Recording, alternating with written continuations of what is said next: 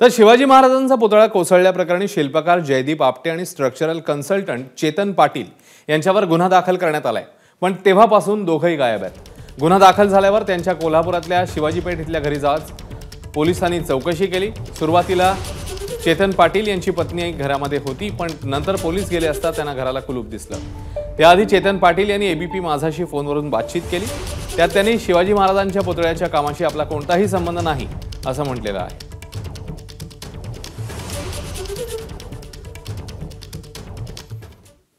तर चेतन पाटील यांनी एबीपी माझाशी बोलताना नेमकं काय म्हटलं बघूया। मी त्या कामाचा स्ट्रक्चरल कन्सल्टंट नव्हतो। मी केवळ नेव्हीला फाउंडेशनचं डिझाइन दिलंय। पुतळ्याशी माझा संबंध नाही।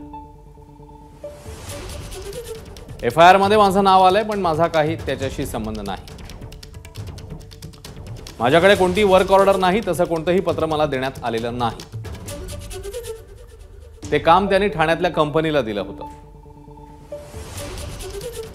मी नौदलाला केवळ शिवाजी महाराजांच्या पुतळ्यासाठी उभारण्यात आलेल्या चबुतऱ्याचं डिझाइन तयार करून दिलेलं होतं। या चबुतऱ्यावर 11 टन वजन असेल असं मला सांगण्यात आलं होतं, असंही स्ट्रक्चरल कन्सल्टंट चेतन पाटील म्हणाले। एबीपी माझा, उघडा डोळे बघा नीट।